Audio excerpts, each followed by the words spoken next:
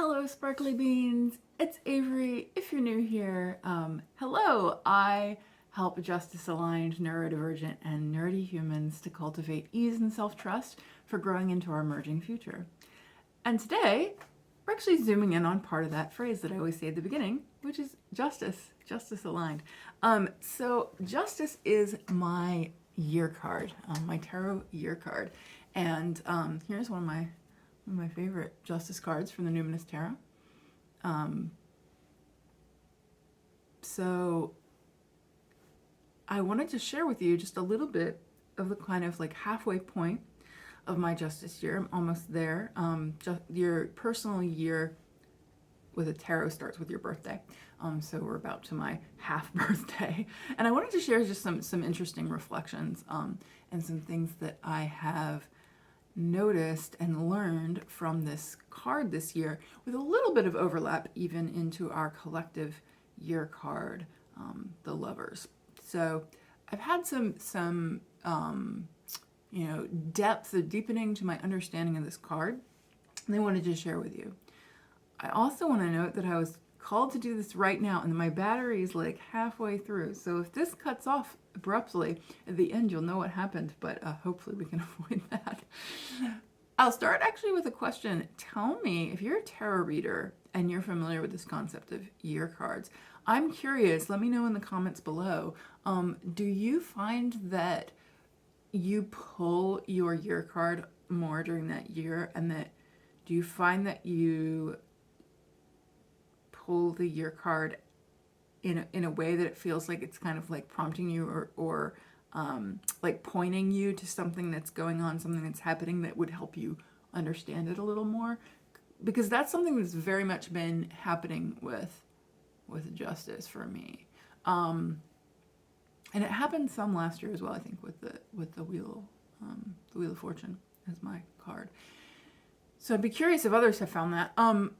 Just to start things off, if you're not familiar, by the way, with the concept of the year card, it's pretty simple. Our collective year card we can get to just by adding up the digits of the year we're in, and if necessary, we reduce that down to a number that is 21 or less. And we're doing that using the kind of Western numerology method. So if you're not familiar with that, you can just look up your card. But for example, 2022 is 2 plus 0 plus 2 plus 2. We get to 6. So it's a Lover's year collectively. And then for me, my birthday is 3-2. So I would add together O plus 3 plus O plus 2. So if you have a longer one, right, like 1128 or something, you're going to tend to get a bigger number. But for me, it's always just going to be 5. It's easy to remember 5 plus whatever I came up with for the year. So 5 plus 6, it's 11. If you have a bigger, let's say you add up and you get 30, and then you would add the 6 for 2022 to 30, then you would have 36. You would need to reduce that down. 3 plus 6 equals 9. And so for you, that would be the 9th card number 9 in the major arcana, which is Hermit. So there's just an example. For me, it's Justice. So Justice is a card that I honestly, like before this year, had not had a super deep understanding of, I would say. I was largely, when I would pull it, I would mostly just think of my primary teacher, Lindsay Mack's view on justice, which is basically that justice is a card that prompts us to see what is present, and that it's not so much saying, like some people, like a lot of interpretations will say, oh, this is like an opportunity to balance or to find justice. And I think, to like paraphrase her view, is more it's actually not so much that, it's more that, justice, where it like falls in the line of the cards. So you have, Wheel of Fortune, and you have Justice, and you have Hanged, you have Death. It's part of this like preparation for death. It's part of preparation for kind of transformation, a soul transformation.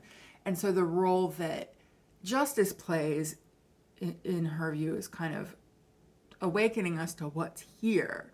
And actually, in a funny way, it's almost like it's saying injustice. It's letting us know, there is a balance, there is a sort of cosmic order, and like we are not, like one person can't, change the whole thing.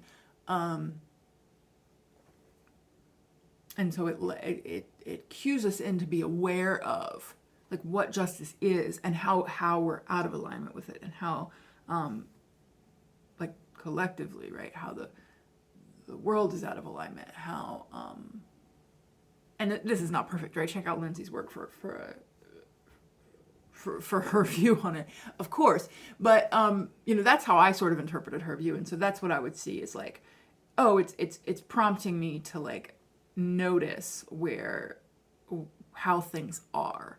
But I found that sometimes useful, but like it wasn't that nuanced. I'm sure Lindsay's view is nuanced, but like my take on it was not that nuanced. And so when my justice year started, I did some like deep dive research into different interpretations of the card. I'm not going to go into that here because I'm hoping that before this justice year is over, maybe that'll be my goal for the tarot study series, that we will at least get to the justice card. It's been kind of slow, but you can check out I'll leave a card for the tarot study series above where we're going through like in depth each card of the tarot. And so we'll look there at like different perspectives on it. And I found all sorts of things, but the like very quick summary of that is that I've really been noticing this year what's coming up for me around justice is a lot of different like prompts into how, so the justice card is often associated with truth as well, the word truth, right? So this idea of balance and the scales of justice, and the idea that like, yeah, if there is this like cosmic order, there is this balance, everything kind of, I really like the idea of like justice as an active rebalancing, like as a call, as a reminder that like justice isn't a stable, static place. We're never going to be at quote unquote perfection. And I wrote about this, I think it's up on the blog. I wrote a newsletter, and I think I cross-posted the blog. So I'll make sure it's there, and then I'll leave a link below to that piece. But I have talked a little earlier in the year about that, about how like, if we're not moving, we're dead, right? Everything living is actively rebalancing, is actively like seeking homeostasis, is seeking return. That's been a big theme for me, is like return, remembering who you are, homecoming, sloughing off all the kind of extra stuff, the conditioning, the capitalism, the like the learnings about best practices and the way you should do things has come up a lot in my business, and then it's also come up as something I'm really called to help clients with, is really like releasing all the stuff that doesn't serve, because you're coming back to realizing that you inherently are valid and worthy, and also like finding what is at the center of you when we take away all these like pressures of what you should be or what you're called to be. And I don't know that that's something that people would normally think of when they think of the justice card, but it has been very present for me. So that it's almost the energy of justice as this active rebalancing is also showing up in a fractal micro level in my own sort of self, and considering how the self returns and how the self like rebalances. And so truth comes into that because I think at a cosmic scale, at like the grandest, most universal scale, what I would call spirit, you could call it God, you could call it the universal, whatever. My view on the divine is very much that the divine is like the sum total of everything. Is this universe kind of theory of the divine. It's this idea that the divine is not static. It isn't, God is change, Octavia Butler. It is in the connections that we make. It is in this matrix of connections and relationships, right? God is love as well. Like the divine is is found in all like relationships, not just to humans, but to everything living, and to non-living. Like I have a very sort of animistic viewpoint where I don't make as much distinction as some would between like sentient or non-sentient or living or non-living, but it's like everything matter. Our planet, as Ari Felix would say, our planetary ancestors, right? The planets in the sky. Time, space, right? All of this to me is this big matrix, and that is what is divine. So at that like grand scale, I think there probably is such a thing as just truth, like this is truth. But I don't think that truth is necessarily static, and I think that truth is like the universe and like divine is a pulsing, dynamic, living, shifting thing, and that it is so, on such a grand scale that none of us, individuals would ever be able to grasp it on our own. So in the Justice card, traditionally, and in this one as well, Justice is not wearing a blindfold like you would sometimes see in the, the lady with the scales, right? That it's significant that in the Smith Rider-Waite version, that there isn't a blindfold. That this, like, in this cosmic view of justice and of truth, like there is a truth, there is a justice, right? There is a eyes open ability to see for the justice figure. But the justice figure is this kind of metaphor for that, and that divine, that like everythingness, that universalness of it all. And we're all pieces of that. And so our sort of individual perspective, and I've never believed in absolute truth, right? Sure, at this grand cosmic level, but like, I don't think that there's one truth that we can find. Each of us individually, I'm going into the theory more than I meant to, but yeah, like each of us individually has our own lens, our own viewpoint. And the closest we can get, I think, to truth, like we get closer to truth when we listen. We get closer to truth when we're open to other perspectives. And so this is how one of the ways that justice has really been showing up for me this year is just, I keep getting challenged on these little things where, I think I've got it, or like I have a viewpoint, and then I'm like, oh, it kind of like breaks down or it complicates, I've jokingly said, but like not totally a joke, like I'm never going to use any political term to refer to myself ever again.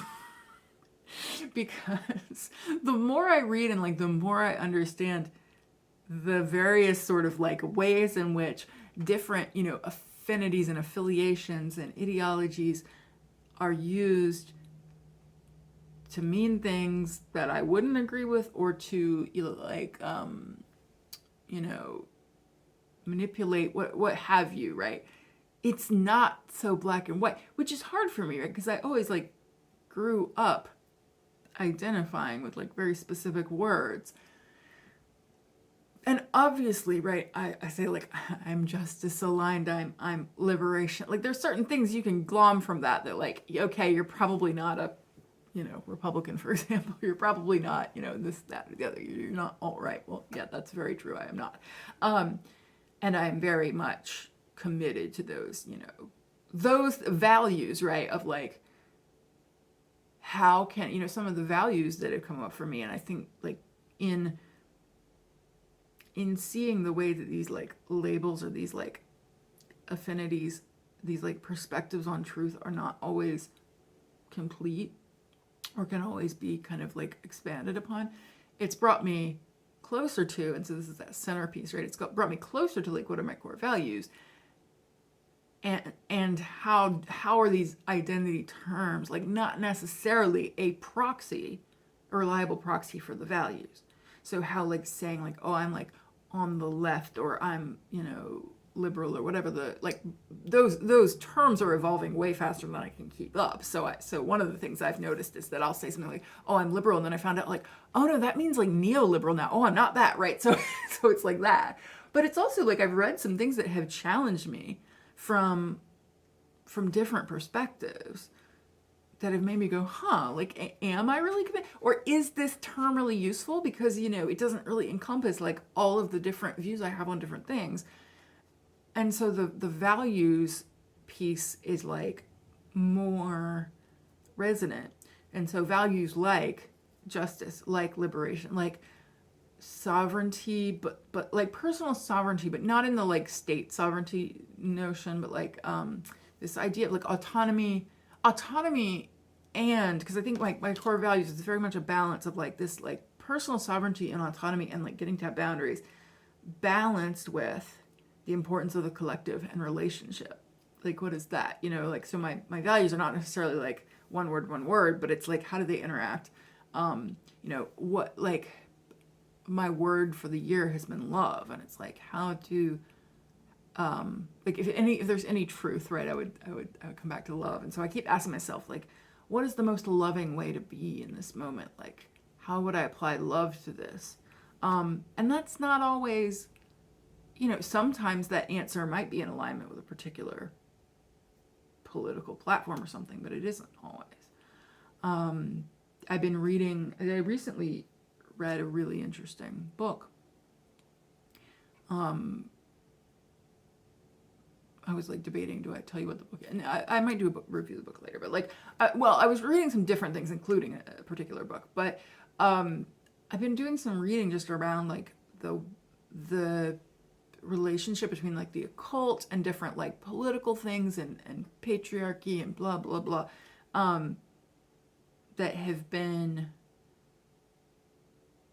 challenging the ways in which we like can tend to call out and say like the kind of evils of like cultural appropriation, anti-Semitism, racism. Those things are all very real and very much a problem. So I'm not, just to be clear, but that sometimes in so doing, in being like, look, I have a truth. This is what justice is. And,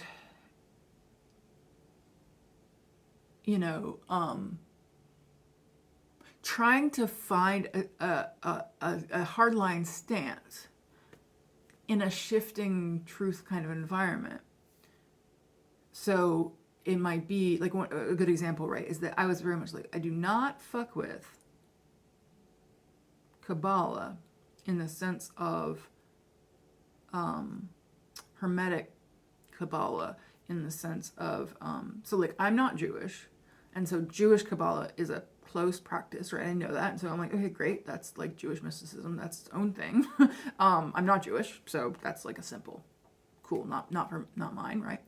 And then there's the Hermetic Kabbalah, which is what a lot of and I'll probably actually do some maybe videos on this, but like a lot of the tarot imagery that we're familiar with coming out of the Golden Dawn, there's associations with Hermetic Kabbalah, and Hermetic Kabbalah is largely people coming from the Christian tradition, and in an occult context, who are basically like doing this system that there's a lot of shit around it, right? There's a lot of like using Jewish imagery, using some concepts from Jewish Kabbalah, but then like often happens, right, with cultural appropriation, like coming with this whole other thing and this like and then saying like this is Kabbalah and this has this like stamp of, the mystical, exotic, because there's a lot of historical context around like it's, associated with Judaism and all the anti-Semitic,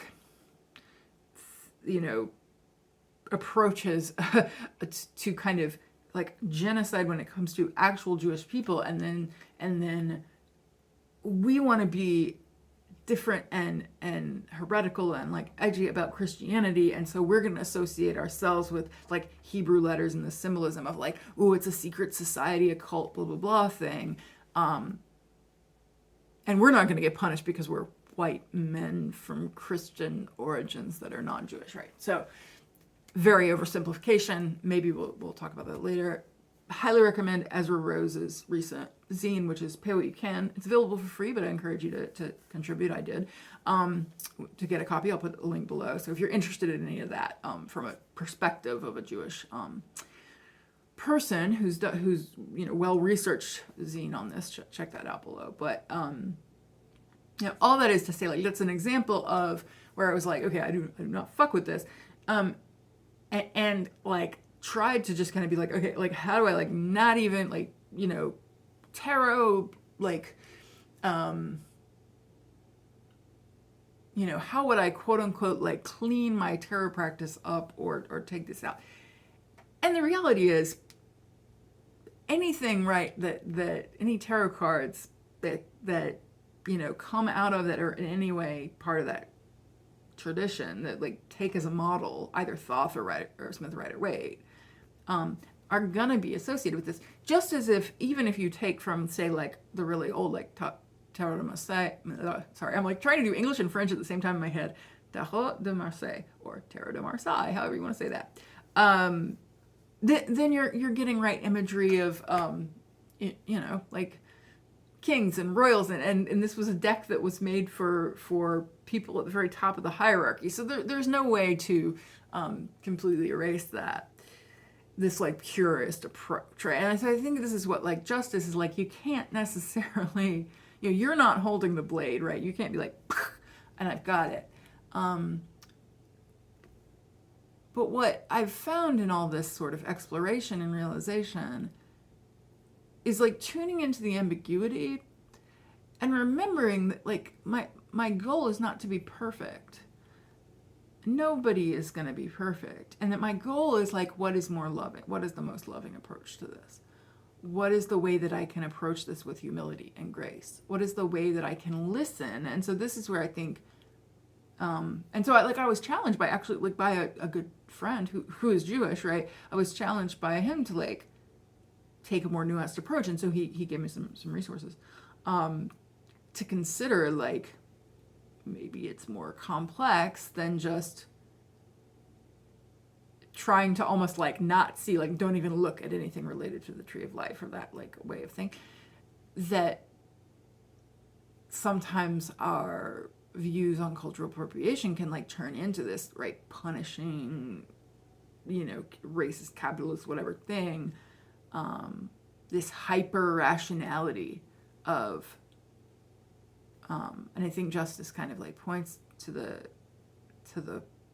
challenges of this like hyper rational approach to things, and trying to do the right thing in this perfectionistic way that you'll never ever achieve, versus how can I be open and curious and understand the different strands of things and understand, right? I think what's important with cultural appropriation is like understanding those historical roots, knowing that like, yeah, a lot of this system we use is heavily influenced by people who were themselves, racist, sexist, all the things, just as we are as human beings, right? We all have these internalized things and we all act and behave in like racist and sexist and et cetera ways.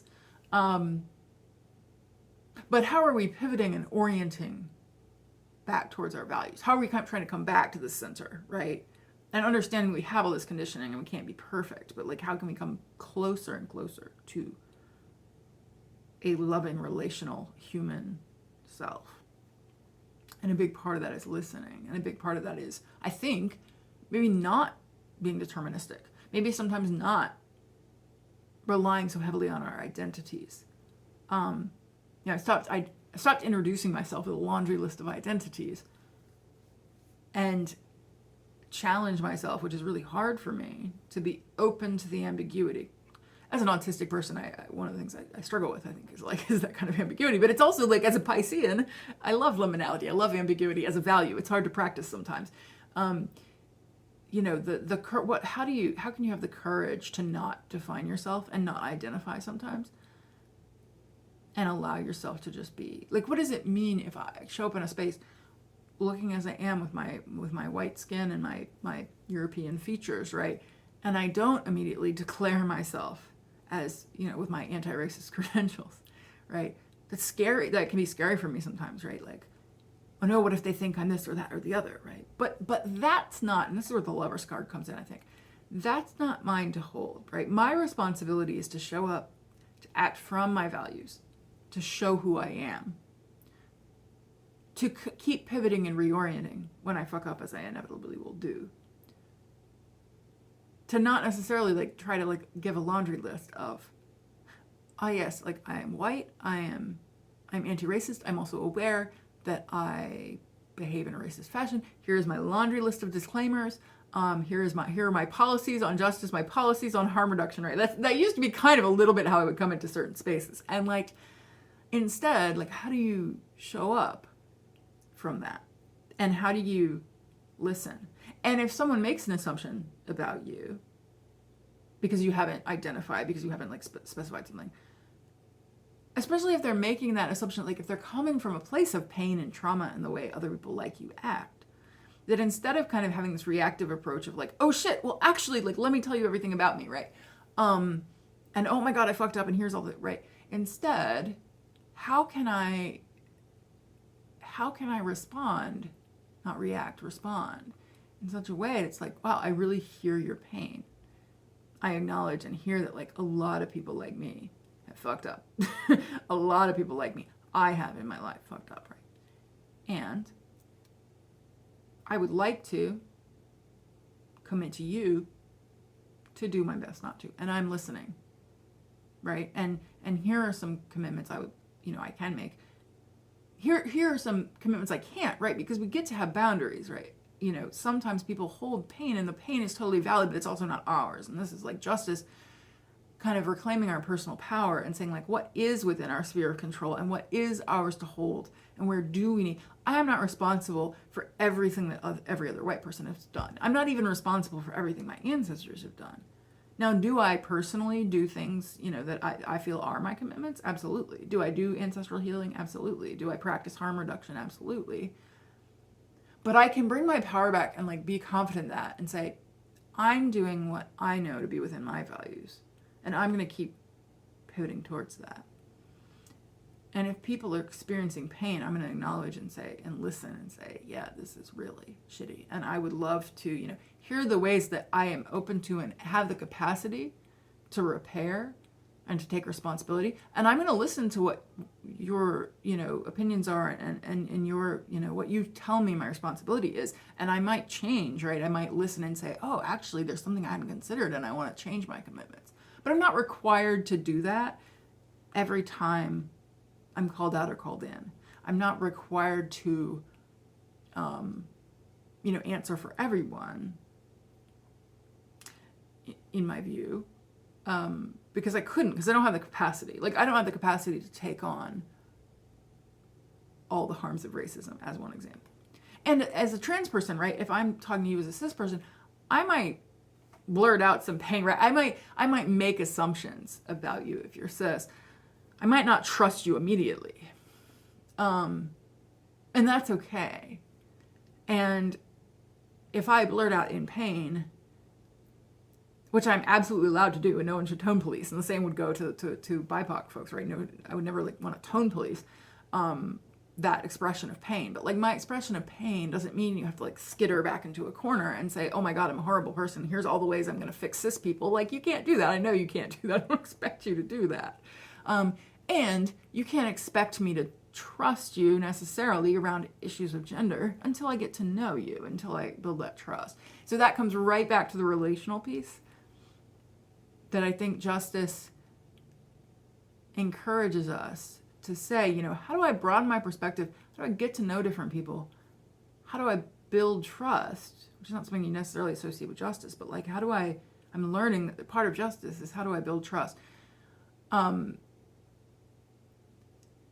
how do I identify what my current understanding of the truth, my current accumulation of perspectives I've heard, my own perspective, what do they tell me about what's true? And then how am I invited to operate from that place? And one thing I really like about this version is you'll see that there's all this geometry and there are all these like fractals and kind of like it's almost like it's zooming out and it's giving us like pieces, and they're a little different here. The triangle, you have different like shapes. And to me, this is, this feels like this illustration of like, that things can, it's the dialectic, right? That things can be multiple colors, multiple shapes, multiple things at once. This concept of fractal is like the way the big is represented in the small. This is a very emergent strategy concept, and so I would identify myself, well, I just said I wouldn't identify, but I would say I'm an emergent strategist. I'm definitely somebody who attempts to practice emergent strategy wherever possible. And so Adrienne Marie Brown's book, Emergent Strategy, is the tome on this.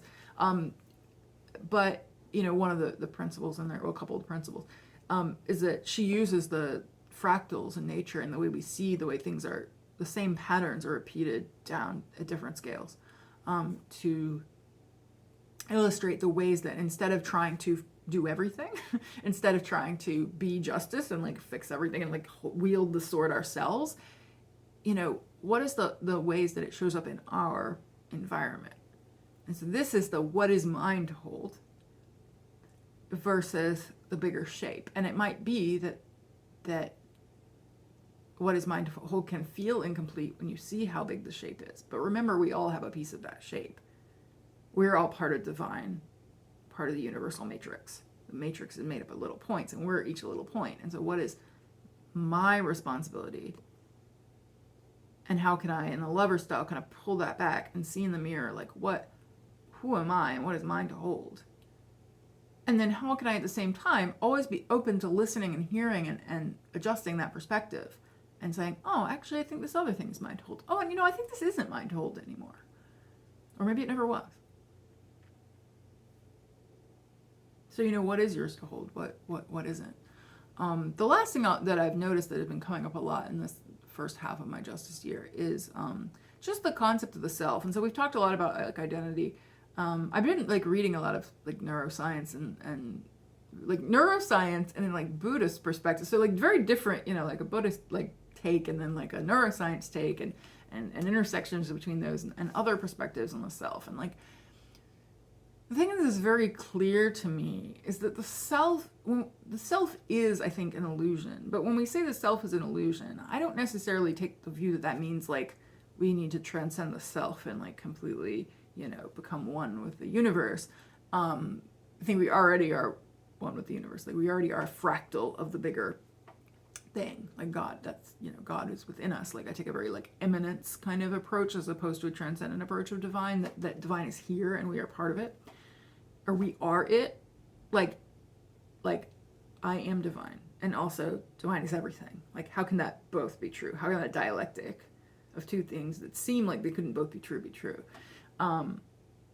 Anyway, and in that perspective, I wouldn't want to like erase or try to like just merge myself back into the whole, because I think that actually what is divine about our separation is that we're each experiencing a different perspective, a different lens on truth. If it was all just one big blended muck, then it might be beautiful and true, but there would be no experience. So really valuing the experience that I get. And so the self, I think, isn't, there isn't like a one single self. And so this is where, you know, I talk a lot about stories, right? Like it isn't like, oh, I need to become me, and that is this point. The self is just as evolving and dynamic as truth is, as the universe is, as love is, as justice is. But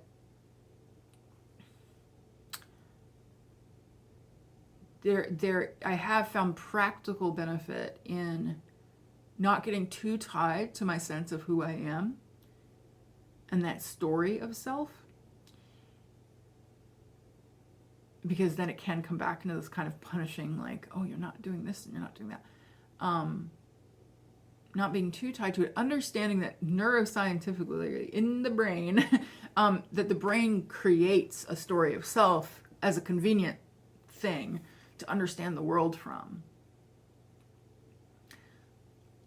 And so how can I hold self lightly is something that justice has brought up for me as well. Like, how can I hold this sense that, yes, there is a me, but also knowing that me in a lot of ways is at the cellular level an illusion, and then also at a like spiritual level a little bit of an illusion.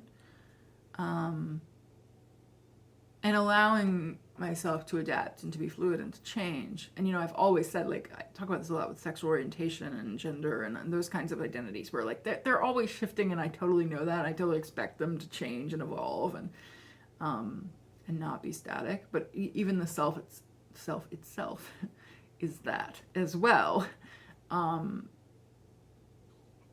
You know, where am I right now? And then what is the beacon?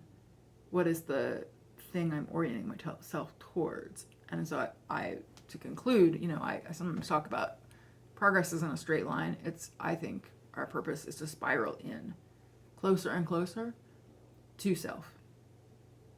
But we cannot see, you know, when I say self here, right, I'm talking about that center, that core. Like, it's not necessarily a static thing, and it's not necessarily something we can 100% see, but it's like, how am I orienting back towards those values, that value center, even as it evolves, and remembering that I'm part of divine, and that I am divine, and that you are divine, and that everyone is divine. So I'm going to listen, because I'm going to get perspectives. I'm going to get closer to the fuller truth of divine the more I listen and the more I relate.